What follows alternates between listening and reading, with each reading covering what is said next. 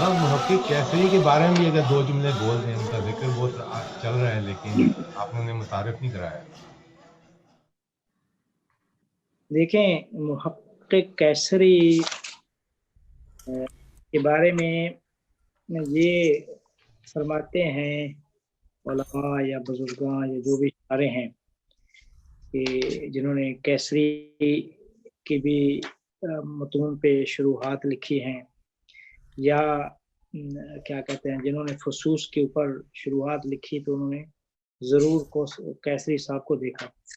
کیسری صاحب نے جو مقدمہ لکھا ہے فصوص الحکم پہ، اصل میں مدارس علمیہ جو ہیں ان میں فصوص الحکم سے پہلے وہ مقدمہ پڑھایا جاتا ہے۔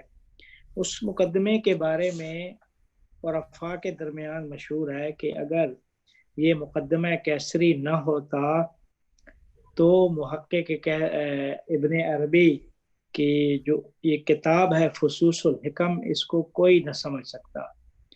مقدمہ لکھ کر انہوں نے ابن عربی کے پورے عرفان کا خلاصہ اس میں پیش کر دیا ہے، وحدت الوجود سے لے کر پورے انسان کامل، کتب و کتاب، حضرات خمس، سب کی بحث کی، جس میں الحق تعالی و ما سوا اللہ یا ما سوا حق تعالی، سب کو کچھ تقریباً 12 چیپٹروں میں انہوں نے بیان کیا ہے محقق کیسری نے اپنی مقدمے میں۔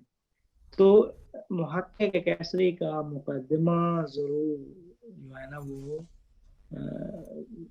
ویسے پڑھنا چاہیے۔ ابن عربی کو سمجھنا ہے تو ابن عربی کا پورا عرفان اس میں سمٹا ہوا ہے، پورے اس مقدمہ میں، کیسری کے مقدمہ میں۔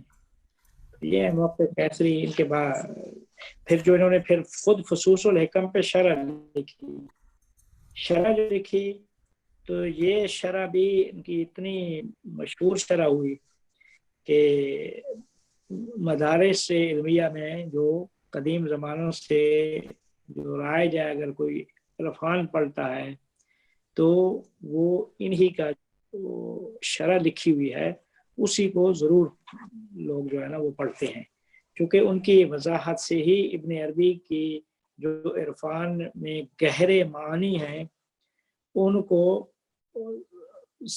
سمجھا جا سکتا ہے یا سمجھنے کی کوشش کی جا سکتی ہے۔ یہ ہے موقع کے کیسری کا خلاصہ تھا جو ہے نا وہ چیز۔ آپ بسم اللہ کریں، ٹائم ہو چکا۔ شروع کیجیے۔ بسم اللہ الرحمن الرحیم وبہ نستعین وہو خیر ناصر ومعین حتی اکون مترجمان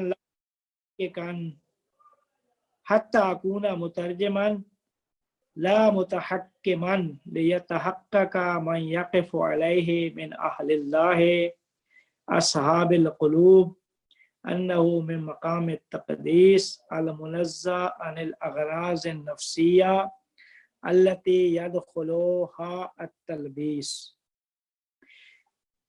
ابن عربی نے اپنی پچھلی بار میں ذکر یہ کیا تھا کہ میں نے رویا میں حضور اکرم صلی اللہ علیہ وآلہ وسلم کو دیکھا، انہوں نے مجھے فرمایا کہ یہ کتاب فصوص الحکم ہے، خذ ہو، اس کو اخذ کریں اور لے جائیں لوگوں میں، تاکہ لوگ اس سے فائدہ معنوی و روحانی فائدہ حاصل کریں۔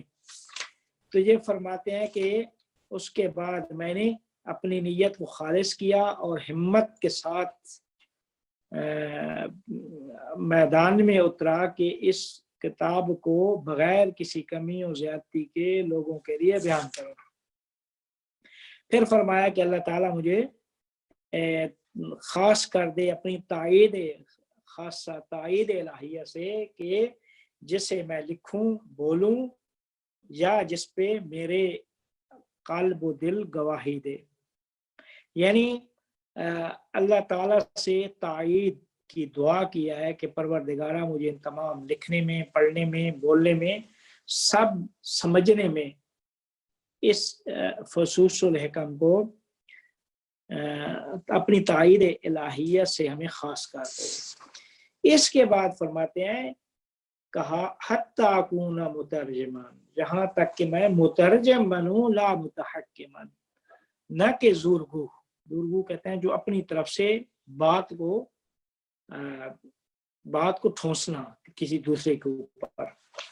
دیکھیں کہ ایک دفعہ یہ ہوتا ہے کہ بات کو منوانا دلیل سے، ایک دفعہ یہ ہے کہ آپ بغیر دلیل کے کہتے ہیں کہ نہیں ہم سے یہ بات مانے، اس کو کہتے ہیں تحکم، عربی میں کہتے ہیں تحکم، کہ آپ تحکم کر رہے ہیں، یعنی دعویٰ بلا دلیل یا بات بلا دلیل آپ منوانا چاہ رہے ہیں، تو آج کے دور میں یہ نہیں ہوتا۔ فرماتے ہیں کہ میں نے اللہ سے دعا کیا ہے تائید خاصہ کہ میرے پروردگارہ تمام احوال میں میری کمک فرما، حتی اکون مترجمان، یہاں تک کہ میں مترجم بنوں، لا متحکمان، نہ یہ کہ میں متحکم بنوں کہ طرف سے کچھ کہوں۔ مترجم کیا کرتا ہے کہ ایک لغت سے معنی کو سمجھ کر دوسری لغت میں اس کو ڈھالتا ہے، یہ ہے مترجم کا کام۔ اچھا، اب کہتے ہیں کہ یہ بات تو خلاف ہے اس چیز کے جو خود ابن عربی نے کہی ہے۔ وہ کون سی بات؟ کہ ابن عربی نے فرمایا کہ یہ پوری کی پوری کتاب کو مجھے رسول اللہ نے عطا کیا ہے۔ جب اس کتاب کو رسول اللہ نے عطا کیا ہے تو اس کا مترجم بننے کا کیا مطلب ہے؟ مترجم تو انسان تب بنتا ہے کہ ایک لغت سے دوسری معنی کو سمجھ کر دوسری لغت کے الفاظ میں ڈھالتا ہے، اپنی جو اہل لغت ہوتے ہیں ان کی زبان میں ان کو بیان کرنا، یہ مترجم کا کام ہے۔ آپ نے تو مترجم نہیں کرنا، آپ نے جو کچھ پیغمبر نے دیا اس کو آگے بیان کرنا ہے، ترجمہ نہیں کرنا اس کا۔ تو یہ بات تو اس کے خلاف ہے۔ تو فرماتے ہیں کہ اس کا یہ اصل میں اس سوال کو اٹھایا کیا کہتے ہیں خود حاشیہ میں علامہ حسن زادہ آملی صاحب نے، کہ انہوں نے فرمایا کہ ابن عربی نے جب یہ کہا کہ میں مترجم بنوں، مترجم آپ اعتراض کر سکتے ہیں کہ مترجم تو جو معنی کو ایک لغت غریبہ سے اخذ کر کے دوسری زبان میں روایت کرتا ہے، ڈھالتا ہے اہل لغت کی زبان میں، تو یہ خلاف ہے اس بات کے کہ جو خود ابن عربی نے کہی ہے۔ تو پھر ابن عربی کیسے فرما رہے ہیں کہ میں مترجم بنوں؟ تو کہتے ہیں کہ وہ اس وجہ سے فرمایا کہ رویا، ابن عربی کا خود دعویٰ ہے کہ رویا جتنے بھی ہوتے ہیں، رویا یعنی خواب، جو ابتدا میں انہوں نے فرمایا کہ میں نے رویا میں پیغمبر کو دیکھا، تو رویا کی تعبیر ہوتی ہے، اور اشیاء جو رویا میں دیکھی جاتی ہیں بذاتی ہی نہیں دیکھی جاتی بلکہ ان کی مثالی اور ان کی شباہہ، صورت مثالی میں اشیاء کو دیکھا جاتا ہے۔ تو کہتے ہیں کہ جو کیا کہتے ہیں ابن عربی نے خواب میں دیکھا، وہ پیغمبر کی صورت مثالیہ کو دیکھ کر یہ فرمایا کہ یہ وہ کتاب پیغمبر نے مجھے دیا ہے، میں نے اس کو اس معدن سے اخذ کیا ہے اور اس کی تعبیر کیا ہے جو زمانے کی ام اللغت ہے عربی، اس زبان میں اس کو بیان کر کے یہ کہا ہے کہ یہ میری کسی اپنی ذاتی غرض نفسی، اپنی کسی خواہش سے منزہ و پاک ہے۔ یعنی جو کچھ میں نے صورت مثالی پیغمبر کو رویا میں صورت مثالی میں دیکھا، پیغمبر نے اس کتاب کو مجھے القا کیا، اس حکم اور اسرار الہیہ کو، تو میں نے اسی کو بعین ہی بیان کر دیا اپنے زمانے کی جو ام اللغت ہے عربی، کہ یہ کتاب میری اپنی کسی غرض نفسانی سے پاک ہے۔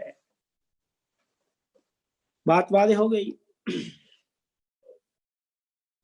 اگر کوئی ابہام رہا ہے تو میں بتا سکتا ہوں، لیکن بعد میں بھی آپ سوال کر سکتے ہیں۔ تو فرمایا حتی اکون مترجما، یہاں تک کہ میں نے کہا میں مترجم بنوں، لا متحکما، نہ کہ اپنی طرف سے کچھ کہوں۔ تو پس یعنی ابن عربی مترجم بن گئے۔ مترجم یہ تھا کہ جو کچھ پیغمبر کی صورت مثالی میں دیکھا، پیغمبر کو صورت مثالی میں دیکھا، پیغمبر نے اس سے یہ کتاب عطا کی، اب اسی کتاب کو بعین ہی عربی کے الفاظ میں ڈھالنا چاہا۔ تو اس وجہ سے فرمایا کہ میں وہ حکم الہیہ جو میرے قلب کے اوپر صورت مثالی پیغمبر کی صورت مثالی میں مجھے وہ چیزیں القاء ہوئیں، وہ دل کی پہ جو القاء ہوئی ان کو عربی میں ترجمہ کر دیا ہے۔ وہ حکم و اسرار الہیہ میرے قلب کے اوپر جو پیغمبر نے مجھے عطا کی ہے، اس کو میں نے ترجمہ کر دیا عربی زبان میں۔ تو اس وجہ سے میں نے کہا ہے کہ میں مترجم ہوں، لا متحکمان، میں نے کوئی اپنی طرف سے اس میں بات اضافہ نہیں کیا ہے۔ جو دل میرے قلب کے اوپر جو کچھ آیا ہے، وہ قلب میرا چونکہ خالص تھا، تو اس وجہ سے وہ خالص چیز میں نے آپ کے سامنے بیان کیا ہے، لہذا میری غرض نفسانیہ سے پاک ہے۔ کیوں ایسا کیا؟ لیتحقق من یقف علیہ من اہل القلوب من اہل اللہ و اصحاب القلوب، تاکہ جو اصحاب قلوب جو اہل اللہ جو اس سے آشنا ہیں، ان کے لیے یہ بات متحقق ہو جائے، واضح ہو جائے، بیان ان کے لیے بات بیان ہو جائے۔ اہل اللہ کہتے ہیں عارف، جو اہل دل ہیں، اصحاب قلوب بھی یعنی دلوں کے اصحاب، قلوب کے یعنی وہ عارف جو کشف و شہود کرتا ہے۔ میں نے چاہا کہ جو کشف و شہود کرتے ہیں وہ چونکہ ان چیزوں سے آگاہ ہیں کہ قلب ایک مرکزی حیثیت ہے قلب کو، تو ان ساری باتوں کو سمجھتے ہیں۔ انہو من مقام تقدیس، تو فرمایا کہ یہ نازل ہوئی ہے من مقام تقدیس، اس مقدس مقام سے، کہ یہ کتاب اس کے الفاظ نہیں، اس کے معنی اور اسرار جو ہے وہ مقام تقدیس سے نازل ہوئے ہیں، پاک مقام۔ اب مقام تقدیس اور عرفاء اس کو اصطلاح میں لکھتے ہیں مقام احدیت، جو پہلا مرتبہ میں نے بیان کیا تھا۔ اللہ کی ذات غیب مطلق تعینات میں آتی ہے، تو پہلا مرتبہ احدیت ہے، احدیت کے بعد واحدیت ہے۔ تو فرماتے ہیں کہ انہو من مقام تقدیس، تو کہتے ہیں کہ یہ کتاب نازل کی گئی ہے مقام تقدیس سے، یعنی مقام احدیت سے۔ پس المنزہ عن الاغراض النفسانیہ، یہ نفسانی خواہشات سے پاک ہے، نفسانی اور شیطانی اغراض سے پاک ہے۔ التی یدخلھا التلبیس، کہ شیطانی جو خواہشات ہوتی ہیں، اغراض شیطانی یا اغراض نفسانی، ان میں تدلیس، ملاوٹ ہوتی ہے، خالص نہیں ہوتی اغراض نفسانیہ۔ نفسانی اغراض منزہ خالص نہیں ہوتی، ان میں ملاوٹ ہوتی ہے۔ اچھا، تلبیس کسے کہتے ہیں؟ لبس تلبیس، لبسا یلبس و تلبیس عربی میں کہتے ہیں کہ اصل میں یہ استعمال ہوتا تھا عرب کے اندر۔ یہ جو عورتیں ہوتی تھیں، جب عورتوں کی شادی ہوتی تھی تو ان کو جب خلاف واقع، یعنی جس طریقے سے ان کی صورت نہیں ہوتی تھی اس صورت کو جیسے بنا کے پیش کیا جاتا تھا اس کو تلبیس کہا جاتا تھا کہ جو حقیقت ہے حقیقت کے برخلاف اظہار کرنا، حقیقت کو چھپا کر حقیقت کے برخلاف اظہار کرنے کا نام تلبیس ہے۔ اس میں وہ کہتے تھے لبس فلان علی فلان، یعنی فلان نے فلان کے اوپر وہ چیز چھپائی، یعنی وہ شے جس طرح ہے اس کی حقیقت کو چھپا کر اس کے برخلاف کو اظہار کرنا، اس کو کہتے ہیں تلبیس۔ ٹھیک ہے، تو فرماتے ہیں کہ یہ کتاب نازل ہوئی ہے مقام احدیت سے المنزہ عن الاغراض النفسانیہ، کہ یہ منزہ ہے نفسانی خواہشات سے، میرے انسانی اور نفسانی خواہشات سے پاک ہے۔ التی یدخلها التلبیس، کہ جس میں داخل ہوتی ہیں تلبیس، یعنی جن میں ملاوٹ ہوتی ہے، اغراض نفسانیہ میں تلبیس ہوتی ہے، یعنی اغراض نفسانیہ حقیقت کے برخلاف ہوتی ہیں، تو اس وجہ سے جو ہے نا وہ کہا گیا کہ یعنی المنزہ عن الاغراض النفسانیہ، کہ یہ کتاب نازل ہوا مقام تقدیس سے خواہشات نفسانی سے پاک ہے۔ خواہشات نفسانیہ میں کیا ہوتی ہے؟ تلبیس ہوتی ہے، یعنی حقیقت کو چھپایا جاتا ہے، حقیقت کے برخلاف اظہار کیا جاتا ہے۔ یہ بات جب ابن عربی نے کہی تو اس کے بعد فرمایا وَأَرْجُو، یہ ایک ادب اگر عرب میں ایک صاحب معرفت انسان ہے یا ایک عام عالم بھی ہے کم معرفت کا، پھر بھی جسے کچھ پتا ہے کہ اللہ اور اللہ کے رسول کے ساتھ کس طریقے سے بات کرنی ہے، تو وہ اپنے خطبے میں یہی کہے گا ارجو من اللہ تعالی۔ ارجو یہ ایک اشارہ ہے، ادب کی طرف ایک اشارہ ہے کہ اللہ سے آپ نے کس طرح بات کرنی ہے، کس طرح دعا مانگنی ہے۔ فرمایا وَأَرْجُو أَن يَكُونَ الْحَقُّ تَعَالَى لَمَّا سَمِعَ دُعَائِي قَدْ أَجَابَ نِدَائِي۔ کہتے ہیں کہ کیسری صاحب فرماتے ہیں کہ جو کامل لوگ ہوتے ہیں نا، عارف کامل، وہ مطلع ہوتے ہیں، آگاہ ہوتے ہیں اپنی آیان ثابتہ اور اپنی جو استعداد اور صلاحیت جو ان کی عین ثابت میں موجود ہے اس سے مطلع ہوتے ہیں، آگاہ ہوتے ہیں۔ جب اس سے آگاہ ہوتے ہیں تو وہ مستجاب الدعویٰ ہوتے ہیں، ان کی دعوت، ان کی دعا کو قبول کیا جاتا ہے، مستجاب الدعا ہوتے ہیں۔ اس طریقے سے جتنے بھی آپ دیکھیں اولیاء، انبیاء، رسول، سارے کے سارے وہ اپنی آیان ثابتہ پہ بھی آگاہ تھے اور ما سوی اللہ کی آیان ثابتہ پہ بھی ان کو اطلاع تھی۔ تو اس وجہ سے جو کچھ بھی عارف جو اپنی عین ثابت سے آگاہ ہوتا ہے وہ اللہ سے وہی طلب کرتا ہے جو کچھ اس کی عین ثابت کا تقاضا ہوتا ہے۔ ٹھیک ہے، تو اس وجہ سے فرمایا ارجو ان یکون الحق تعالی، مجھے امید ہے کہ حق تعالی لما سامع دعائی، یہ لما سامع دعائی جب میری یہ دعوت سنے گا، قد اجاب ندائی، میری اس ندا کا جواب دے گا، یعنی مطلب یہ ہے کہ میری اس دعا کو قبول فرمائے گا۔ کیونکہ عارف کامل عین ثابت سے جو آگاہ ہوتا ہے تو وہی کچھ تقاضا کر رہا ہوتا ہے جو اس کی عین ثابت تقاضا کرتی ہے۔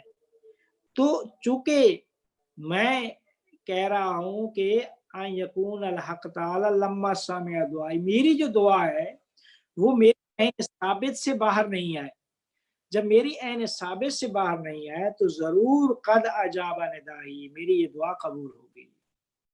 क्यों? फरमाते हैं कि इस वजह से कि जो अपनी ऐन साबित पे आगाह होते हैं वो मुस्तजाबुद दावा होते हैं। कुरान में भी है कि इन्ना रब्बी लसमीउद दुआ, पैगंबर कि मेरा रब तहकीक दुआ को, पुकार को सुनने वाला है। तो ये जो पुकार को सुनने वाला है, अब दुआ के लिए इसमें समी है अल्लाह का, और दुआ की जो जवाब है उसके लिए इसमें अल मुजीब है। असमी तकाला करता है, उस तकाले को कबूल अल मुजीब करता है। तो इन्ना रब्बी लसमीउ दुआ, और इसका जवाब कद अजाबा निदाई। अब फरमाते हैं कि मेरी दुआ, चूंकि अल्लाह को मालूम है, अल्लाह ताला को, कि मेरी दुआ अपनी ऐन साबित के मुताबिक है। जब मुताबिक है तो मैं अपनी साबित पे आगाह हूँ, मैं जरूर मुस्तजाबुद दावा हूँ। फरमाया फमा उलिकिया इल्ला मा युल्का इलैया, कहते हैं जो कुछ मैं इल्का नहीं कर रहा हूँ मगर वो कुछ जो मेरी तरफ इल्का हुआ है हजरत मोहम्मदिया सल्लल्लाहु अलैहि वसल्लम से, यानी जो कुछ मैं आपको दे रहा हूँ वो वही कुछ है जो पैगंबर ने मुझे दिया। फमा उल्किया इल्ला मा युल्का इलैया, मुझे मैं इल्का नहीं कर रहा हूँ इल्ला मा युल्का इलैया, मगर वो कुछ जो मेरी तरफ इल्का किया गया है। कहाँ, किसने इल्का किया है? पैगंबर अकरम सल्लल्लाहु अलैहि वसल्लम ने। वला उनज़्ज़िलु फी हाज़ल मस्तूर, फरमाते हैं कि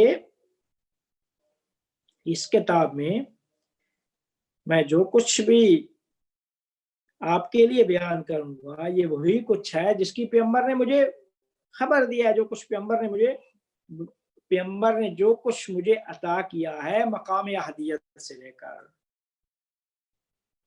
लिहाजा किसी महजूब को, महजूब कहते हैं जो पर्दे वाला, जो आरिफ नहीं होता, ये कैसरी साहब अगला जुमला फरमाते हैं कि किसी महजूब को ये हक हासिल नहीं है कि वो किताब के में जो कुछ बयान हुआ है उसके ऊपर एतराज करे, क्योंकि महजूब है वो, हिजाब, जिसके आगे हिजाब है, हिजाबात वाला शख्स नहीं समझ सकता, लिहाजा उसे एतराज की जरूरत ही नहीं है। तो वो अगर एतराज करेगा तो उस पर वही हुक्म लगेगा जो हिजाब वालों पे लगता है। अच्छा, आप फरमाते हैं कि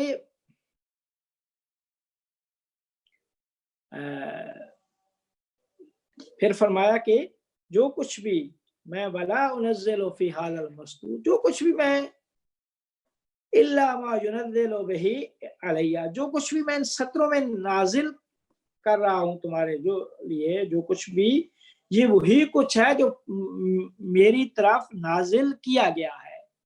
यानी जो कुछ मेरे ऊपर नाजिल किया गया है वही कुछ मैं इन सत्रों में आपके लिए बयान कर रहा हूँ। तो अब फरमाया कि वलस्तु बेनबिय्यिन वला रसूलिन, ये बात भी आपको मालूम होनी चाहिए कि मैं न नबी हूँ न रसूल हूँ। क्यों? क्योंकि नबूवत तशरी और रिसालत एक इख्तिसास इलाहिया है, वो जिसे अल्लाह ताला चाहता है अपनी रहमत से उसे अता करता है, और ज़ाहरी एतबार से ये नबूवत और शरीयत रिसालत जो है ये मुनक़ते हो गई है, ख़त्म हो गई है, ये इनका सिलसिला मुनक़ते हो गया है कि पैगंबर के बाद, रसूलुल्लाह सल्लल्लाहु अलैहि वसल्लम के बाद कोई तशरीह करने वाला नबी और रसूल नहीं आया है, नहीं आएगा, क्योंकि पैगंबर दीन को कामिल फरमा कर गए हैं। कुरान में फरमाया कि अल यौमा अकमलतु लकुम दीनकुम व अतममतु अलैकुम नेमती, नेमत इस्लाम और ईमान को मुकम्मल करके अल्लाह ने पैगंबर को भेजा था, पैगंबर ने दीन कामिल करके गए हैं, तो लिहाजा आप किसी चीज की जरूरत ही नहीं रही। فرمایا کہ میں نہ نبی ہوں نہ رسول ہوں، میں ایک عارف ہوں، نہ نبوت کا رسالہ ہے، نہ وہ دعویٰ ہے، نہ رسالت کا دعویٰ ہے، میں نہ محجوب بھی نہیں ہوں، بلکہ میں ایک عارف ہوں۔ عارف کی ایک مناسبت ہے کس کے درمیان؟ خود پیغمبر اکرم صلی اللہ علیہ وآلہ وسلم کی عین ثابت اور میری عین ثابت کے درمیان ایک مناسبت ہے۔ اس مناسبت سے مجھے یہ چیز القاء ہوئی ہے، جب مجھے وہ القاء ہوئی ہے تو اب جو محجوب ہیں، جن کے آگے پردے ہیں، ان کو میرے اوپر اعتراض کرنے کا کوئی حق حاصل نہیں ہے۔ فرمایا بلا کنی وارث ہوں، لیکن میں بے شک وارث ہوں، میں وارث رسول اللہ صلی اللہ علیہ وآلہ وسلم ہوں۔ اچھا، اب وارث کیا کرتا ہے؟ کہتے ہیں وارث اپنے موروث سے، جس کی طرف سے وارث بنا ہے، اسی چیز کا حقدار ہوتا ہے، اسی مال کا جو اس کا حصہ ہوتا ہے۔ دیکھیں، اگر باپ مر جاتا ہے تو بیٹے اگر زندہ ہے تو بیٹے کو اپنے مطابق حق ملے گا۔ 2 بیٹے ہیں تو 2 کے حساب سے اسے ملے گا، 7 بیٹیاں ہیں تو اس اعتبار سے ملے گا، اگر وہ اکیلا ہے تو اس اعتبار سے اسے وہ وراثت ملے گی۔ تو وارث جو بنتا ہے کسی کا، تو وہ اموال میں جتنا اس کا سہمیہ بنتا ہے وہی کچھ اسے وہ اخذ کرتا ہے۔ اور فرماتے ہیں کہ انبیاء کا جو مال ہے وہ علوم الہیہ ہیں، وہ انبیاء چونکہ علوم الہیہ کے وارث ہوتے ہیں، وہ مقامات، مکاشفات، تجلیات کے وارث ہوتے ہیں، تو لہذا یہ علوم الہیہ یہ منتقل کرتے ہیں، تو ان علوم الہیہ کا وارث میں ہوں۔ ولیکنی وارث ہوں، میں ابن عربی وارث ہوں۔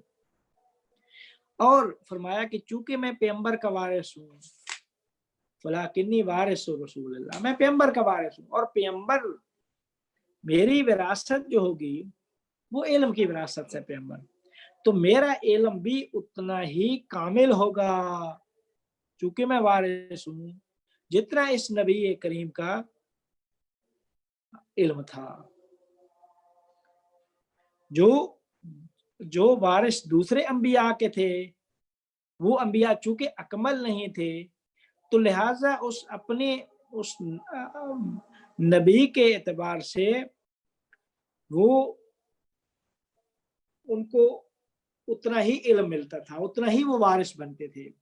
اور چونکہ میں وارث ہوں پیغمبر اکرم صلی اللہ علیہ وآلہ وسلم کا، اور پیغمبر اکمل الانبیاء ہیں، انبیاء میں سے کامل ترین ہے، علم کے لحاظ سے، کشف و شہود، تجلیات کے ہر حوالے سے پیغمبر کامل ہیں، تو لہذا جب پیغمبر اکمل ہیں تو میں پیغمبر کا وارث ہوں، تو میں بھی اکمل ترین وارث ہوں، سارے جو بھی وارث ہیں ان میں سے اکمل ہوں، علم میں، حال میں، مقام میں۔ تو فرماتے ہیں کہ یہ مجھے انبیاء کا وارث، رسول اللہ کا وارث ہوں، ٹھیک ہے۔ تو فرمایا کہ یہ جو نبی کا جو علم ہوتا ہے، نبی کا علم وہ عقل سے کسب نہیں ہوتا، نہ ہی نقل سے اسے حاصل کیا جاتا ہے، بلکہ انبیاء کا جو علم ہے، انبیاء علم کو اخذ کرتے ہیں اللہ سے، اسم اللہ، اور اسم اللہ جامع جمعی اسماء ہے تو معدن الانوار ہے۔ معدن کہتے ہیں ایک معدن ہے، انوار الہیہ کا جو معدن ہے وہ اسم اللہ ہے، منبع سرچشمہ اسرار ہے، ٹھیک ہے۔ تو جب ساری چیزوں کا سرچشمہ یہ ہے تو یہ یہاں نہ یہ عقل سے حاصل ہوتا ہے، نہ ہی نقل سے حاصل ہوتا ہے، یہ کس سے ہوتا ہے؟ یہ کشف و شہود سے حاصل ہوتا ہے، اور ہر آدمی بھی کشف و شہود پہ قادر نہیں ہے، ٹھیک ہے۔ تو جو لوگ کشف و شہود پہ قادر نہیں ہے، ان کا حصہ وراثت کے اعتبار سے پیغمبر، نبوت اور رسالت سے اتنا ہی ہوگا۔ جس طرح وہ مثال دیتے ہیں کیسری صاحب جیسے علماء ظاہر ہیں، مجتہدین ہیں، علماء ہیں، تو وہ ہمیشہ کیا کہتے ہیں، اگر وہ غیبیہ، معنی غیبیہ اور اسرار الہیہ کی سے خبر دیں گے، خبر دینا اور بات ہے اور اسرار الہیہ تک پہنچنا اور بات ہے. تو چونکہ وہ خبر دینے والے لوگ ہیں، ان کو علماء ظاہر کیا جاتا ہے، تو وہ علماء بھی اتنا ہی نبوت اور رسالت سے ان کا جو علم ہے، کیونکہ وراثت جو انہوں نے لی ہے پیغمبر سے، پیغمبر کے وارث ہیں وہ بھی، لیکن ان کی وراثت وہ اکمل نہیں ہے. کیونکہ وہ علماء ظاہر ہیں. اور میں چونکہ عالم باطن عارف ہوں، ابن عربی کہتے ہیں، تو لہذا میں اکمل ہوں اور اکمل وارث میں ہوں پیغمبر کا.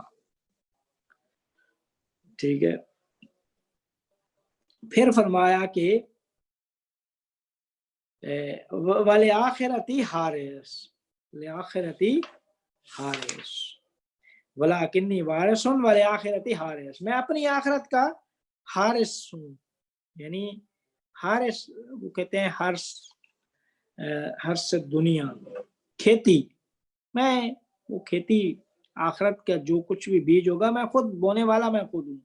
اپنی آخرت کا میں وہ بیج بونے والا میں خود ہوں.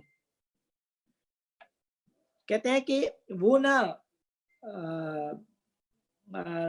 جنت میں داخل ہونے کا سبب ہے، وہ سبب نہ جنت میں داخل ہے نہ جہنم کا ڈر، بلکہ چونکہ اکمل لوگ کامل ہوں، تو اکمل لوگ اللہ تعالیٰ کی عبادت جنت کے لیے نہیں کرتے، بلکہ ان کی مراد آخرت سے یہ ہوتی ہے کہ فنا حق تعالیٰ سے، فنا فی اللہ سے بقا باللہ کی طرف جاؤں. تو فرمایا وَلِآخِرَتِ حارث کا مطلب یہ ہو گیا کہ میں اپنی حارث، میری آخرت سے مراد وہ کہ میں فنا فی اللہ سے بقا باللہ کی طرف جاؤں. یہ میری آخرت ہے، نہ یہ کہ میری آخرت نہ جنت میں داخل ہونا ہے نہ جہنم کا ڈر ہے، نہ ہی مجھے آخرت کا اجر چاہیے. مجھے صرف اور صرف فنا فی اللہ سے بقا باللہ کی طرف جانا، یہ میری آخرت ہے. فمن اللہ فاسمعوا، جو کچھ اللہ کی طرف سے ہے اس کو، اسرار الہیہ جو کچھ تم ملے ہیں اللہ کی طرف سے ان کو آپ سنیں. ٹھیک ہے. فمن اللہ فاسمعوا لا منی، یہ میری طرف سے نہیں ہے، اللہ کی طرف سے یہ اسرار ہیں، حکم، تو آپ کو سننا چاہیے. میرا اس میں کسی قسم کا تصرف نہیں ہے ان حکم اور اسرار الہیہ میں، بلکہ میں صرف اور صرف مامور ہوں، مجھے امر کیا گیا کہ میں ان کو ابراز ظاہر کروں، آپ کے لیے بیان کروں. وَإِلَى اللَّهِ فَارْجِعُوا، اللہ کی طرف تمہاری بازگشت ہے، بازگشت بھی اللہ کی طرف ہے. تو جو کچھ بھی ہے جو ہے نا وہ یہاں پہ کیسری صاحب فرماتے ہیں کہ تنبیہ کیا ہے انہوں نے من اللہ سے کہ نبی چونکہ مظہر اس میں اللہ ہے تو وہ عامر، اس وجہ سے وہ خود چونکہ اس میں اللہ کا مظہر نبی ہے، تو مجھے نبی نے امر کیا ہے کہ آپ اس کو لے جائیں، لوگوں کو یہ بیان کریں. تو میرا کام فقط اور فقط اظہار کرنا ہے، ظاہر کرنا ہے اس کو، بلکہ کسی قسم کا میرا اس میں تصرف نہیں ہے. وَإِلَى اللَّهِ فَارْجِعُوا، تو اللہ کی طرف سے جو کچھ ہے، فَمِنَ اللَّهِ، یہ اللہ کی طرف سے ہے، آپ سنیں. وَإِلَى اللَّهِ فَارْجِعُوا، اسی اللہ کی طرف ہی تم نے پلٹ کر جانا ہے. فَإِذَا مَا سَمِعْتُمُ مَا آتَيْتُ بِهِ فَاعُوا، جب تم یہ سن لو نا جو کچھ میں نے یہ آپ کو دیا ہے، تو بس پھر اس کی حفاظت کرنا. یعنی جو کچھ میں نے تم کو دیا ہے اللہ کی طرف سے نہ اپنی طرف سے، تو بس تم اس کے معنی کو درک کرنا اور اسرار الہیہ کی تحقیق کی حفاظت کرو. کہ یہ معنی کو در کرو اور پھر ان کی تحقیق، ان اسرار الہیہ کی تحقیق کی حفاظت کرو. یہ حفاظت کرنا تمہارا کام ہے. میں نے اللہ کی طرف سے جو کچھ تھا بیان کر دیا، میرا ارادہ دخیل کچھ چیز بھی میں نے اپنی طرف سے نہیں ڈالی. پھر فرمایا کہ ثم بالفہم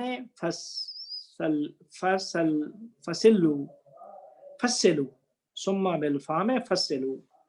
اچھا، جب آپ سمجھ لینا اس کے معنی کو، یعنی فصوص الحکم جو حکمت اسرار ہیں، ان کے معنی کو سمجھ لینا، تو پھر فصلوا پھر تم اس کی تفصیل دینا. یہ تفصیل دینا تمہارا کام ہے. مجمل القول، یہ جو اجمال ہے نا اس میں جو آپ پڑھیں گے، اس کو آپ نے کی تفصیل دینی ہے. یعنی فرمایا کہ میں نے اس میں اصول، عرفانی اصول بیان کر دیے ہیں. اب اصول کلیہ اس کتاب کے اسرار کے جو اصول کلیہ ہیں وہ میں نے آپ کو بیان کر دیے ہیں.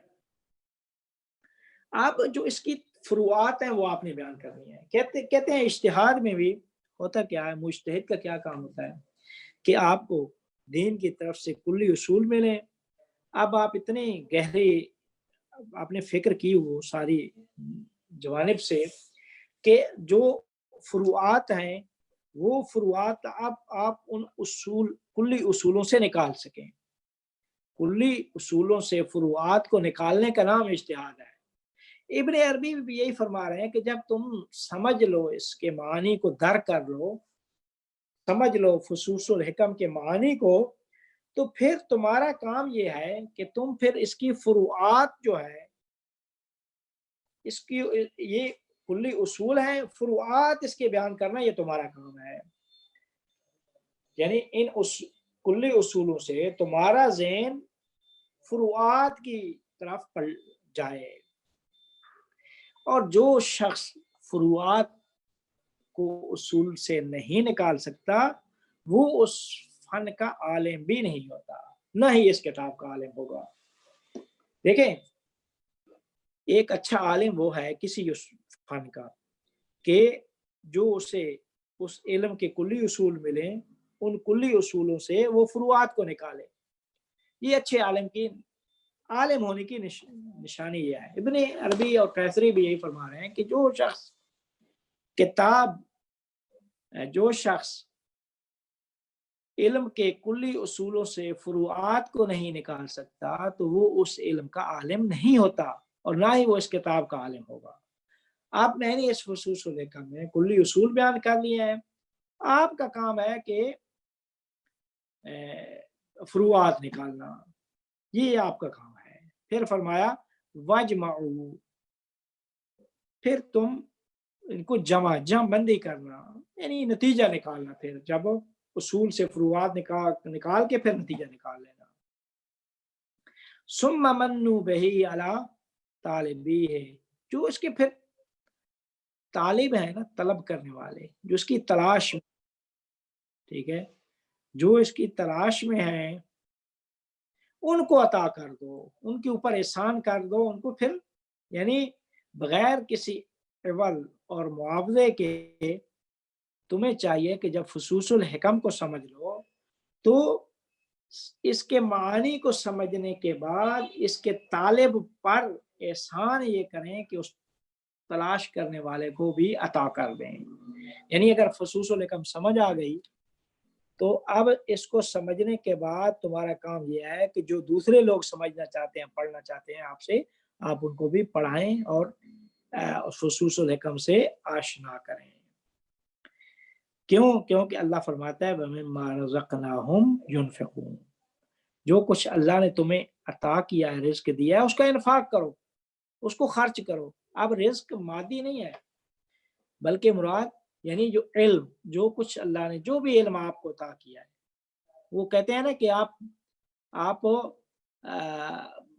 دینے والے بنے تو عطا ہونا خود بخود شروع ہو جائے گا. لِكُلِّ شَيْءٍ زَكَاةٌ وَزَكَاةُ الْعِلْمِ نَشْرُ، ہر شے کی ایک زکوٰۃ ہوتی ہے. علم کی زکوٰۃ حدیث میں ہے کہ علم کی زکوٰۃ علم کو آگے نشر کرنا ہے. آگے پھیلانا یہ علم کی زکوٰۃ ہے۔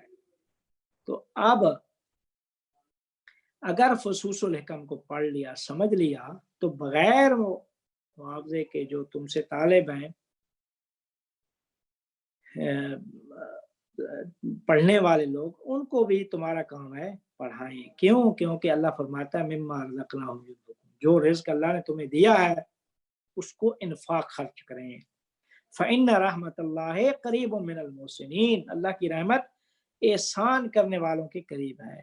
جو کچھ اللہ نے تمہیں رزق دیا اس میں بخل نہ کریں، بخل سے کام نہ لیں بلکہ سخاوت سے کام لیں۔ سخی کا کیا کام ہوتا ہے کہ جو کچھ اپنے پاس ہے وہ دوسروں کو عطا کرے۔ تو آپ کے پاس جب یہ علم آ جائے کہ فصوص الحکم کو سمجھ لیں، تو پھر سمجھنے کے بعد آپ اس کو آگے جو اس کے طالب ہیں ان تک پہنچا دیں۔ کیتھری نے ایک بات یہاں پہ لکھی ہے کہ منت جو ہے نا قرآن میں، ثم منوا بہ اللہ، کہ آپ منت کریں، احسان، یہ منت دو قسم کی ہے، ایک منت محمودہ ہے اور ایک ہے مذمومہ۔ محمودہ یعنی ایک اچھی منت، محمودہ وہ منت ہے جو قرآن میں اللہ تعالیٰ نے فرمایا بل اللہ یمن علیکم، بلکہ اللہ تمہارے اوپر احسان کرتا ہے کہ ان ہداکم للایمان، کہ تمہیں ایمان کے لیے ہدایت کر دے۔ یہ منت ایک محمودہ منت ہے، اللہ کی طرف سے ہے یہ منت۔ دوسری منت ہے مذمومہ، مذمومہ یعنی ناپسند منت، احسان منت وہ ہے کہ جب آپ کسی پہ احسان کرتے ہیں تو جتلاتے ہیں، فرماتے اس کے بارے میں اللہ فرماتا ہے کہ یا ایھا الذین آمنوا لا تبطلوا صدقاتکم بالمن والعذاب، کہ ایمان والو اپنے صدقات جو کچھ تم نے دیا ہے نا ان کو خراب نہ کرو منت و احسان کر کے، منت و احسان جتلا کے۔ یہ منت مذمومہ ہے، ایک منت محمودہ ہے۔ کہتے ہیں کہ جو منت محمودہ ہے وہ صفت الہیہ ہے، اسی وجہ سے اللہ کو، حق تعالیٰ کو نام دیا گیا ہے المنان کا۔ المنان یعنی احسان، منت کرنے والا، مراد وہ منت محمودہ ہے، یہ ایک صفت الہیہ ہے۔ ٹھیک ہے، آپ فرماتے ہیں کہ پھر آگے ابن عربی فرماتے ہیں کہ حال ہے رحمت اللتی واسعتکم، یہ وہ رحمت ہے کہ یہ رحمت اللتی واسعتکم جو تمہارے اوپر یہ اللہ نے وسیع کیا ہے، رحمت عطا کیا ہے۔ کون سی رحمت ہے؟ کہ کیا چیز رحمت ہے؟ کہ یہ جو اسرار اور معانی ہیں اللہ کی طرف سے تمہارے اوپر فیض کیا گیا ہے، جن معانی اور اسرار کو، یہ اللہ کی طرف سے رحمت ہے تمہارے اوپر۔ واسعتکم فوسعوا، اللہ تعالیٰ جو ہے نا وہ کیا کہتے ہیں، یہ تمہاری اس رحمت کو اور وسیع کرے۔ پھر فرمایا کہ وَمِنَ اللَّهِ أَرْجُو أَنْ أَكُونَ مِمَّنْ أُيِّدَ فَتَعَيَّدْ وَأُيِّدَ وَقُيَّدْ بِالشَّرْعِ الْمُطَهَّرِ الْمُحَمَّدِ فَتَقَيَّدْ وَقُيَّدْ وَأَنْ يَحْشُرَنَا فِي زُمْرَتِهِ كَمَا جَعَلْنَا من أمته۔ یہ بھی ایک رسول اللہ سے، اب پہلے اللہ سے ادب کرنے کا طریقہ تھا، اب رسول اللہ کی بارگاہ میں ادب کے لیے جو لسان ابن عربی استعمال کر رہے ہیں، زبان استعمال کر رہے ہیں، کہ مجھے یقین ہے ابن عربی کو کہ پیغمبر کو اللہ کی طرف سے تائید الہیہ ہے اور پیغمبر ہی کو شریعت محمدیہ عطا کی گئی ہے، تو مجھے بھی امید ہے کہ مجھے بھی اللہ تعالیٰ پیغمبر کی تائید سے مجھے بھی مؤید کرے اور پیغمبر کی توفیق سے مجھے بھی وہ تائید الہیہ مجھے بھی ان کی وجہ سے مجھے بھی شامل حال ہو، یعنی میں ان میں سے بنوں کہ جو شریعت مطہر محمد صلی اللہ علیہ وآلہ وسلم کے مقید لوگ ہیں، مجھے ان میں قرار دے، مجھے یقین ہے کہ پیغمبر کی ذات ہی وہ ہیں کہ جو اللہ کی طرف سے تائید شدہ ہیں، اور اے پروردگار کہ مجھے بھی مؤید کر اپنی تائید سے پیغمبر کے واسطے سے، مجھے بھی اے پروردگارہ ان میں قرار نہ دے کہ جن بندوں کو تو نے رد کر دیا ہے، بلکہ مجھے اپنی تائید سے مؤید کر دے، مجھے اتنا بنا دے، مجھے اس طرح بنا دے کہ میں تائید الہیہ کو حاصل کرنے والا بلکہ اس کی استعداد اور صلاحیت رکھنے والا بن جاؤں۔ وَمِنَ اللَّهِ أَرْجُو أَنْ أَكُونَ مِمَّنْ أُيِّدَ، میں ان میں سے ہوں کہ جن کی تائید ہوئی ہے، وَقُيِّدَ بِالشَّرْعِ الْمُطَهَّرِ الْمُحَمَّدِيِّ، جن کو شریعت مطہر محمدیہ سے مقید کیا گیا ہے۔ پھر فرمایا کہ کیونکہ ہمارے نبی اکمل العالم ہیں اور سعادت ان کی شریعت کی اتباع کے بغیر سعادت تامہ حاصل نہیں ہو سکتی ہے۔ تو جب سعادت تامہ حاصل نہیں ہو سکتی تو یہ وارث محمدی، یعنی یہ ابن عربی جو وارث محمدی ہے، اس نے طلب کیا ہے کہ یہ ان میں سے ہو کہ جو شریعت پیغمبر کے ساتھ مقید ہے، شریعت کے پابند ہے، شریعت پیغمبر کے جو پابند ہے مجھے بھی ان میں سے قرار دے۔ پھر فرمایا کہ وَأَنْ يَحْشُرَنَا فِي زُمْرَتِهِ، پر مجھے ان کے زمرہ جست کما جعلنا من امتہ، ان یحشرنا کہ وہ ہمیں محشور کر دے فی زمرت محمد صلی اللہ علیہ وآلہ وسلم، پیغمبر کے اعوان و انصار میں قرار دے، جس طرح ہمیں اس نے اس کی امت میں قرار دیا ہے، جس طرح اللہ نے پیغمبر کی امت بنایا ہے ویسے ہی پیغمبر کے اعوان و انصار میں اور پیغمبر کے زمرہ میں قرار دے۔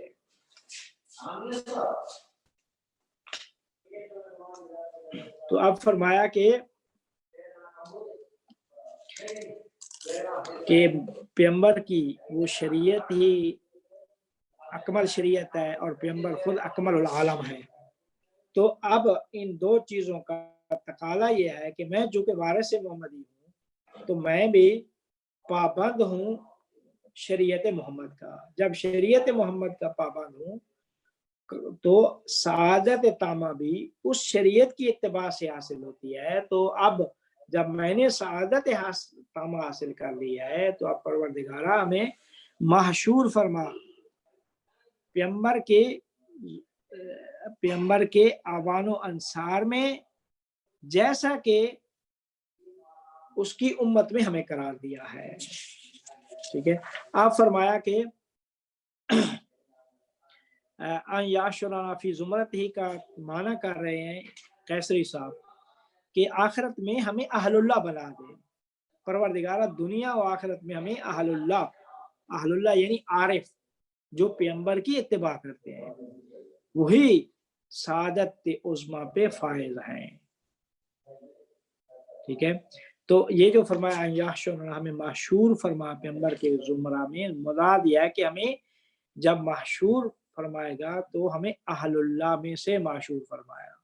اہل اللہ مراد وہی عارف اور اہل دل ہے جو پیغمبر اور پیغمبر کی شریعت کی اتباع کامل کرتے ہیں۔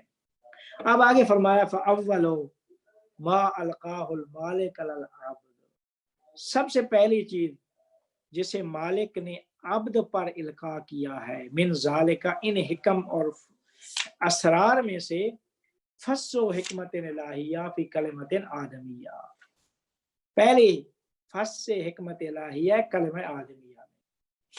تو فرمایا کہ اب یہ حضرت آدم کی فص شروع ہو گئی کہ سب سے پہلی چیز جسے مالک نے القاء کیا ہے عبد پر۔ ٹھیک ہے، تو فرماتے ہیں کہ پہلے تو القاء کیا ہے مالک نے عبد پر۔ اچھا، اس مالک سے کیا مراد ہے؟ دو طرح معنی کیا جا سکتا ہے. مالک نے عبد پر القاء کیا ہے، یا ہم کہیں مالک چونکہ انہوں نے فرمایا کہ پیغمبر نے مجھے عطا کیا ہے تو مالک پیغمبر ہیں اور عبد ابن عربی ہے، یا یہ ہے کہ مالک خدا ہے اور عبد پیغمبر اکرم صلی اللہ علیہ وآلہ وسلم ہے. لیکن قیصری اور دوسرے لوگ فرماتے ہیں نہیں، فَأَوَّلُ مَا أَلْقَاهُ الْمَالِكُ عَلَى الْعَبْدِ، جو چیز مالک نے عبد پر القاء، مالک وہ اللہ ہے اور عبد خود ابن عربی ہے، ابن عربی ہے. القاء جو قلب پہ ہوا ہے انہی کی طرف سے ہے، لیکن جو ہے نا وہ اس کی پھر آگے مالک کی بڑی تفصیل بیان کرتے ہیں. تو فرماتے ہیں کہ اس میں ابن عربی نے فرمایا اول ما القاہ المالک، مالک نے عبد پر، یہ نہیں فرمایا اللہ نے یا رحمان نے یا رحیم نے عبد پر جو چیز القاء کیا ہے. تو کہتے ہیں کہ القاء کرنے والا اللہ ہے، لیکن اللہ کس جہت سے، کس جانب سے؟ جانب ربوبیت سے. جب اللہ رب ہوتا ہے نا، رب کا درجہ بعد میں ہے، اس میں جامع کے بعد یہ رب ہے، الحمدللہ رب العالمین، رب بعد میں ہے اللہ کے بعد. تو اللہ الہ سے رب جو ہے وہ مالک ہے. رب کیا ہے؟ وہ مالک ہے. تو جس کے اوپر القاء ہوا ہے یہ چیز وہ عبد ہے. اچھا، القاء جو ہے نا تب ہوتے ہیں یہ معنی جب آپ اس مقام پہ فائز ہوتے ہیں، آپ کے اندر اتنی استعداد و صلاحیت ہوتی ہے کہ آپ ان معنی کو اخذ کر سکیں. تو فرماتے ہیں کہ العبد سے مراد، فرماتے ہیں کہ جو چیز، اس کا ترجمہ یہ ہوگا کہ جو چیز اللہ تعالیٰ نے القاء کی ہے میرے قلب میں الہام کے ذریعے سے ان حکم اور اسرار الہیہ میں، وہ فص حکمت الہیہ ہے کلمہ آدمیہ میں. وہ حضرت آدم کے بارے میں حکمت الہی جو تھی اس کو سب سے پہلے اللہ نے القاء کیا. اگرچہ اس کتاب کو عطا کرنے والی ذات وہ ہوور رسول ہے، پیغمبر اکرم صلی اللہ علیہ وآلہ وسلم. ایک معنی یہ ہو گیا کہ جو چیز مالک نے عبد پر القاء کیا ہے، تو فرمایا کہ مالک وہ اللہ ہے، اس نے میرے دل میں الہام کے طریقے سے ان حکم و اسرار الہیہ کو القاء کیا ہے. پہلی حکم الہی اور پھر کلمہ آدمیہ ہے. اگرچہ اس کتاب کو یعنی حکم اور اسرار الہیہ کو مجھے عطا کرنے والے وہ پیغمبر ہیں. کیوں عطا کرنے والے وہ ہیں؟ کیونکہ اس میں جامع اللہ، اس کی عین ثابت جو ہے اور مظہر کامل وہ رسول اعظم ہے، مظہر کامل وہ رسول اعظم ہے. تو اس وجہ سے موتی وہی ہیں، القاء جن کی طرف سے ہوا ہے وہ اللہ ہے، یعنی القاء کرنے والے خدا ہیں. اور چونکہ وہ اللہ کی عین ثابت وہ حقیقت محمدیہ پیغمبر اکرم صلی اللہ علیہ وسلم ہے، تو عطا جو ہے کرنا وہ نہیں کا کام ہے، عطا انہوں نے کیا یہ کتاب.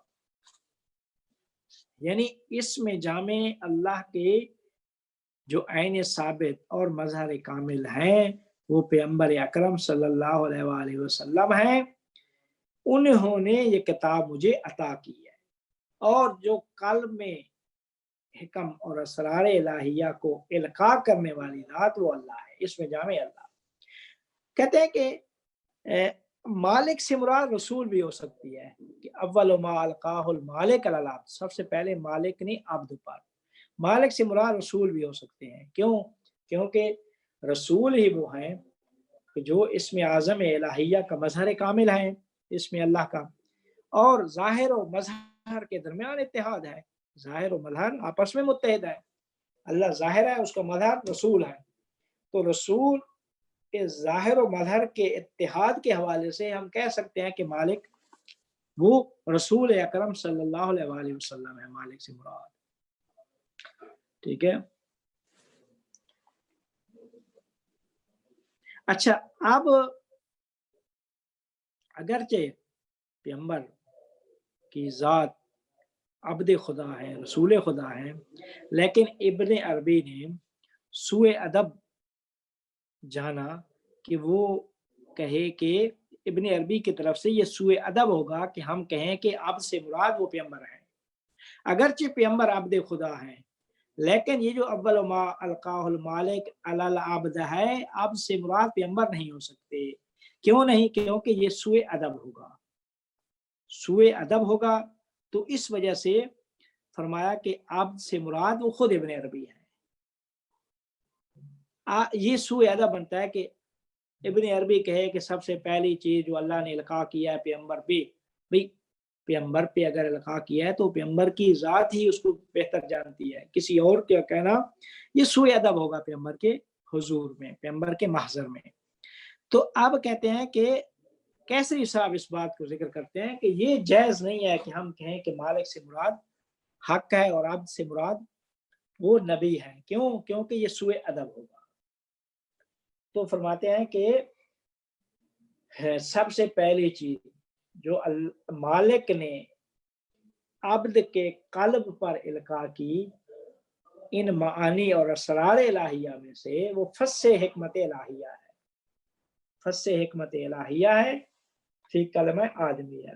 اچھا، اب فص کی معنی کرتے ہیں کیسری صاحب، اس میں ابن عربی صاحب بھی اس میں کرتے ہیں، کہتے ہیں فص وہ نگینہ، ویسے فص سو شے، وہ شے کا خلاصہ بھی فص ہوتا ہے، لیکن یہاں مراد کہتے ہیں جیسے انگوٹھی ہے نا، وہ جو نگینہ ہوتا ہے کہ جس سے انگوٹھی کو مزین کیا جاتا ہے، عالم جو ہے نگینہ عالم وہ انسان ہے، نگینہ عالم جو ہے وہ انسان ہے۔ تو کہتے ہیں کہ نگینہ خاتم جو ہے اس کو کہا جاتا ہے فص الخاتم، یعنی ما یزین بہی الخاتم، جس سے انگوٹھی مزین ہوتی ہے، تو وہ نگینہ ہے۔ تو اب فرماتے ہیں کہ قیصری صاحب فرماتے ہیں کہ نگینہ کا معنی کرنا وہ بہتر ہے، نگینہ کا معنی خلاصہ بھی ہو سکتا ہے مراد، لیکن یہ جو ابن عربی کی مراد فص و حکمت الہیہ سے مراد وہ نگینہ ہے، یعنی جس سے انگوٹھی مزین ہوتی ہے، جس سے حکمت کو مزین کیا جاتا ہے، حکمت جس سے مزین ہوئی اس کو فص کا نام دیا گیا ہے۔ اب ہم نے پہلے تعریف بیان کر دی تھی کہ حکمت کی تعریف کیا ہے، اس کو پھر قیصری بھی لکھتے ہیں ابن عربی بھی کہ اشیاء جس طرح ہیں ویسے ہی ان کی حقیقت کو جاننا اور ان کے مطابق عمل کرنے کا نام حکمت ہے۔ ٹھیک ہے، تو اب کہتے ہیں کہ فص و حکمت الہیہ، یعنی مراد حکمت الہیہ کی فص سے مراد کہتے ہیں وہ حکمت الہیہ کا محل ہے کہ جو قلب ہے، جو کہ ثابت ہے کلمہ آدمیہ میں۔ فرماتے ہیں کہ ایک چیز انہوں نے یہ بیان کی کہ اگر ہم کہیں کہ نگینہ مراد لیں فص سے، تو اس بنا پر نگینہ یہاں پہ مراد وہ قلب ہوگا، انسان کا جو قلب ہے، دل، جو خاص علوم خاصہ کے ذریعے سے علوم خاصہ اس میں منتقش ہو جاتے ہیں، یعنی علوم خاصہ سے وہ مزین کیا جاتا ہے، دل مزین ہوتا ہے علوم خاصہ سے۔ تو کہتے ہیں کہ نگینہ اگر ہم کہیں کہ فص کا مطلب ما یزین بہی الخاتم، جس سے انگوٹھی مزین ہوتی ہے، وہ ہے دل جو علوم خاصہ سے مزین ہوتا ہے۔ تو کہتے ہیں کہ اگر یہ معنی کریں گے تو مطلب یہ ہوگا کہ فص و حکمت الہیہ، کہ حکمت الہیہ کا نگینہ جو کہ قلب ہے کلمہ آدمیہ میں، قلب جو ثابت ہے حضرت آدم کا، آپ اب آگے بحث کریں گے آدمیہ، آدم کیا ہے، یہ اگلی بات ہے جو ہے نا وہ۔ تو اب اس سے فرماتے ہیں کہ الہیہ اس وجہ سے کہا ہے کہ چونکہ اس میں جامع اللہ کو الہ کہا جاتا ہے، تو جو جامع جمی صفات ہے، اس وجہ سے کہا حکمت الہیہ۔ اچھا کلمہ آدمیہ کیوں کہا ہے؟ کہتے ہیں کہ وہ اس وجہ سے کہا ہے کہ جب حضرت آدم کو اللہ نے خلافت کے لیے خلق کیا تو اس کا مرتبہ وہ جامع جمی عالم ہے۔ جس طریقے سے اس میں اللہ جامع جمی اسما ہے، ویسے ہی آدم جو ہے نا جامع جمی مراتب عالم ہے۔ عالم آدم، آدم تمام مراتب عالم کا جامع جمی ہے۔ جب تمام مراتب کا جامع ہے تو مرتبہ الہیہ کا یہ آئینہ ہے۔ آپ پورے مرتبہ الہی کو اس آدم کے آئینہ میں دیکھ سکتے ہیں کہ جس آئینے میں اتنی صلاحیت ہے کہ تمام اسماء الہیہ اس میں ظہور ہو سکتے ہیں۔ آدم جو تمام مراتب عالم کا جامع ہے اور مرتبہ الہیہ کا آئینہ ہے کہ آپ اس میں تمام اسماء ظاہر ہونے کی صلاحیت رکھتا ہے کہ اس میں تمام اسماء الہیہ کا ظہور ہو سکتا ہے۔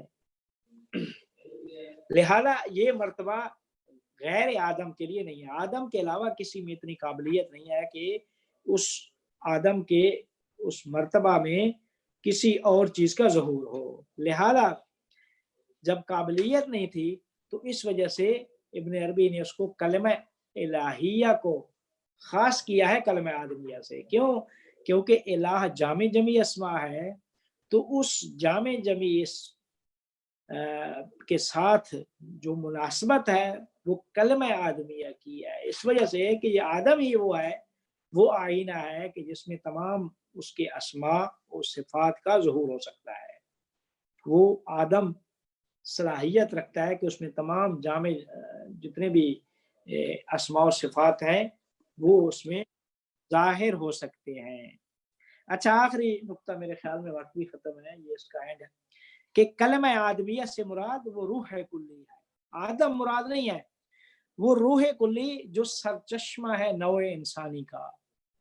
جیسا کہ حدیث میں بھی ہے کہ فآدم هو النفس الواحدۃ التي خلق منها هذا النوع الانسانی۔ آدم وہ نفس واحدہ ہے کہ جس سے یہ نوع انسانی کو خلق کیا گیا ہے۔ تو اب کلمہ آدمیہ سے مراد وہ روح کلی ہے، وہ روح کلی جو نوع انسانی کا سرچشمہ ہے۔ اور جو یہ حضرت آدم ہے ہمارے ابو البشر جنہوں کہا جاتا ہے، کہتے ہیں وہ اس عالم شہادت میں اس روح کلی اور کلمہ آدمیہ کے سب سے پہلے فرد ہیں، جو کہ اس میں اللہ کا مظہر ہیں۔ ٹھیک ہے جی، تو پس مراد یہ ہو گئی کہ اول فص و حکمت الہیہ، حکمت الہیہ کی فص کلمہ آدمیہ میں۔ الہیہ چونکہ جامع جمی اسم اللہ ہے تو اس کا آئینہ وہ ہو سکتا ہے کہ جو ان جامع جمی صفات کا مظہر ہو، وہ آئینہ ہو، مظہر ہو، وہ آدم ہے، وہ آدمیہ ہے۔ اور وہ آدمیہ کیا؟ وہ روح کلی ہے جو نوع انسانی کا سرچشمہ ہے۔ اب یہ جو حضرت آدم ہمارے ابو البشر آئے ہیں تو یہ اس روح کلی کے سب سے پہلے فرد ہیں اس عالم شہادت میں۔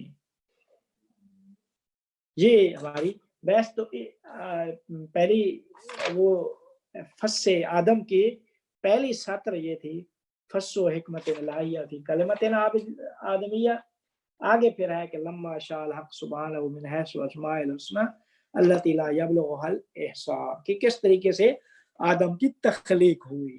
یہ آگے ابن عربی اگلی اس میں بیان کریں گے کہ کیسے اس مقام واحدیت میں اسماء سے آیان ثابتہ، وجود علمی، وجود عینی، یہ ساری باتیں ان کا آپس میں ارتباط کیا ہے، سارا اس پہلی فصل میں بیان کریں گے۔ یہاں پہ آپ یہاں پہ روکنے جو جانا چاہیں جا سکتے ہیں، کچھ منٹ جو سوال پوچھنا چاہیں وہ پہ روک سکتے ہیں۔ آپ مجھے اجازت میں اگلی میٹنگ میں تو ایمان اللہ۔ جی اگر کوئی سر میرا ایک کوشچن ہے۔ جی اچھا، ایک تو آپ نے یہ کہا کہ ابن عربی کا مقصد جو ہے وہ جنت یا دوزخ کا حصول نہیں، مطلب جنت کا حصول نہیں اور دوزخ سے بچاؤ نہیں، بلکہ ان کی آخرت یہ ہے کہ فنا فی اللہ سے بقا باللہ کی طرف کا سفر. ایک تو اس کا تھوڑا سا بتا دیں، ایکسپلین کر دیں. ساتھ ہی دوسرا کوشچن پوچھ لوں یا پہلے ایک کا جواب دیں گے پھر دوسرا پوچھوں؟ جی میں دو اس کو کوشچن بیان کر دیکھیں کہ وہ کیونکہ وہ حضرت علی علیہ السلام کا ایک قول ہے جس میں وہ فرماتے ہیں کہ الہی ما عبدتک خوفا من نارک ولا طمعا فی جنتک بل وجدتک اہلا لعبادت، کہ میں پروردگار تیری عبادت اس وجہ سے نہیں کرتا کہ مجھے جنت کا لالچ ہے یا جہنم کا خوف ہے، بلکہ میں عبادت اس وجہ سے کرتا ہوں کہ تو عبادت کے اہل پاتا ہوں. تو ابن عربی بھی یہ کہنا چاہ رہے ہیں کہ یہ جو درجہ ہے جنت والا اور جنت میں داخل ہونا یہ کم درجہ ہے. میں چاہ رہا ہوں اس سے بالاتر درجہ فنا فی اللہ سے بقا باللہ کی طرف جانا چاہ رہا ہوں، وہ یہ کہنا چاہ رہے ہیں. جی ٹھیک.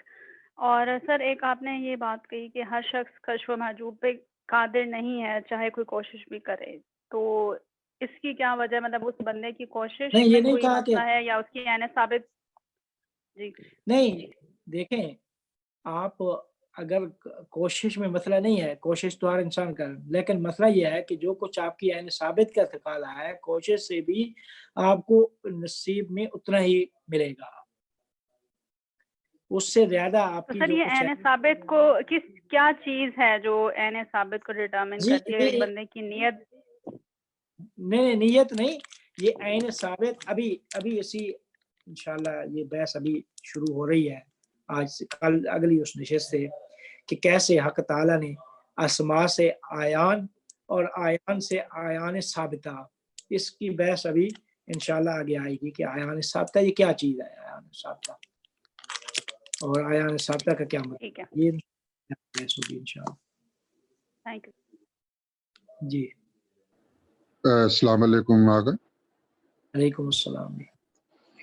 اچھا، وہ اصل میں سوال میرے ذہن میں جو ہے وہ اب جیسے آپ فرما رہے ہیں کہ وہ اگلی نشست میں یہ جو تنزلی کا سارا پروسیس ہے وہ ڈسکس ہوگا، تو اس لیے میں پھر وہ سوال نہیں، کیونکہ میرے بیسیکلی ایک کمنٹ بھی تھا کہ عیان الثابتہ جو ہیں وہ ان کے اثرات جو ہیں بیسیکلی وہ پائے جاتے ہیں موجودات میں.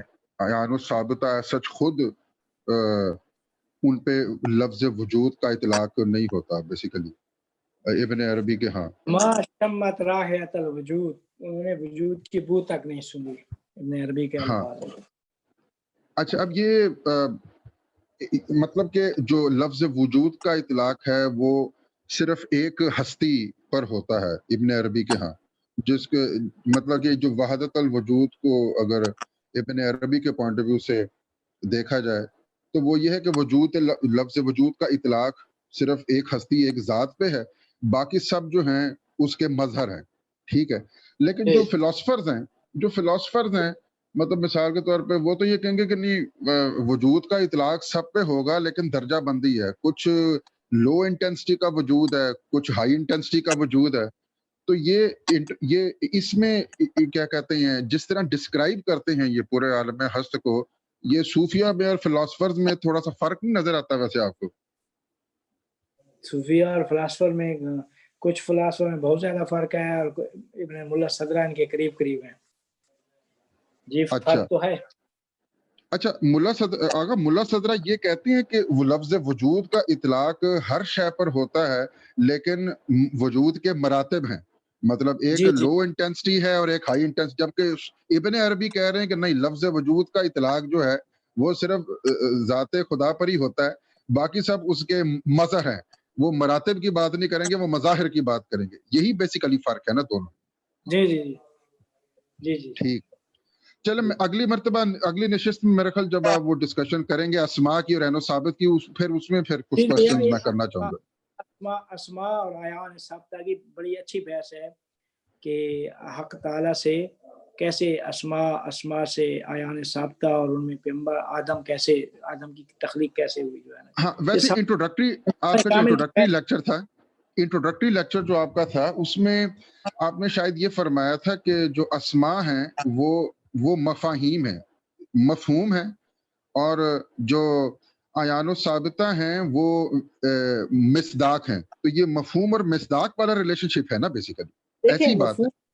जी जी, मफहूम व मिसदाक की तरह देखें, मफाहिम को मसादिक जिस कह सकते हैं, मफहूम व मिसदाक जो है ना, चूंकि हम उस बात कर रहे हैं उस आलम की क्या कहते हैं, आलम अहदियत व जी वाहियत। जी जी जी जी जी अहदियत मसलन तो जी जी मफहूम मिसदाक जी की बात कि मफहूम मिसदाक से हमारा ध्यान जाता है कि मिसदाक के खारिज में कोई शय वजूद जो है ना, खारिजी वजूद जो है ना, जी जी जी वो बिल्कुल नहीं, बिल्कुल। लेकिन वो उस आलम के एतबार से हम माना करेंगे, मर्तबा वहदियत के एतबार से, कि वहाँ मफहूम मिसदाक यानी वो एक इसम है, अस्मा को आप मफहूम ले रहे हैं, और उन मफाहिम के कुछ मसादिक हैं। मफाहिम मसादिक को तकाजा करते हैं, आप मसादिक वो आयान की सूरत में आगे वजूद में आते हैं। ये इंशाअल्लाह बहस करेंगे। एक और चीज जो क्या कहते हैं, मैंने एक दो किताबों में, बल्कि काफी किताबों में ये पढ़ी है, कुछ स्कॉलर्स ये कहते हैं कि जो आयान साबिता हैं, आप उनको यूनिवर्सल्स नहीं कह सकते। मतलब यूनिवर्सल तो वो चीज है जिसका इतलाक एक से ज्यादा फर्द पे होता है या एक से ज्यादा इंडिविजुअल्स पे होता है। वो कहते हैं यूनिवर्सल्स या जो उसके प्लेटो के जो आर्केटिपिकल रियलिटीज थी या परमानेंट आर्केटाइप्स कह लें, ये कुल्ली नहीं है, कुल्ली नहीं है ये। हाँ एब्सोल्युटली। ये जो आयन साबित, वो आयन साबित हर एक की अलग आयन साबित है, अलग जी। लेकिन जो अस्मा हैं उनको आप यूनिवर्सल्स कह सकते हैं, ऐसे ही है ना बेसिकली? नहीं, अस्मा भी दो किस्म है, यूनिवर्सल भी, कुल्लिया भी है, जुजिया भी है जो है ना। अच्छा ठीक है, ठीक है। लेकिन अस्मा और क्या कहते हैं, अस्मा और मसादिक, ये ज्यादातर फलासफा और कलाम वाले कहते हैं, लेकिन ये बात करेंगे, मज़ाहिर की बात करते हैं, और अफा मसादिक की जगह पे मज़ाहिर ले आते हैं। मज़ाहिर जो आयान साबिता और उनके मज़ाहिर, ये इंशाअल्लाह अगली उसमें बात करेंगे। ठीक। मतलब मिसाल के तौर पर ऐसे जैसे इसमें, जैसे अगर हम बात करें इसमें रहमान है, अगर लेट्स से कि खुदा जो है वो रहमान है, रहीम है, तो ये जो इस्म है रहमान और रहीम का, ये तकाजा करता है कि कोई ऐसी चीज हो जिस पे ये इस्म अपना असर डाल सके। मतलब रहमानियत जो है वो जारी बात है, अगर वो रहमान है तो किसी पर रहम करेगा तो रहमान है ना। तो वो जो इसमें रहमान है क्या कहते हैं, वो ये तकाजा करता है कि कोई ऐसी चीज हो जिस पे रहम किया जा सके, जिसकी वजह से फिर जाते खुदाबंदी जो है उसके साथ ये रहमान, रहमानियत की सिफ्त को जोड़ा जा सके। तो फिर इस वो चीज जिस पे इसमें रहमान अपना इन्फ्लुएंस डाल सकता है उस आलम वहदियत के अंदर, वो उसकी कोरिस्पॉन्डिंग, उस इस्म की कोरिस्पॉन्डिंग ऐनो साबित होगी। क्या इस तरह भी इसे देखा जा सकता है? देखें जी, देखा जा सकता है, लेकिन जो है ना वो फिर वही बात आ जाती है कि देखें, इनकी बहस जब हम करेंगे इंशाअल्लाह, तो चूंकि अस्मा, इनका ताल्लुक अल वहदियत से किस तरह है, अहदियत से किस तरह है, अस्मा और इसका आयान साबिता का किस तरह है, आयान साबिता से वजूद इल्मी, वजूद यानी, मतलब ये मेरे ख्याल में वहां तक बहस छोड़ दें वहां पे, ठीक कि जब ये कुछ चीज मुशख्खस होगी ना तो फिर इंशाअल्लाह उसी पे ठीक ठीक हो ठीक है। शुक्रिया, ठीक है, मेहरबानी।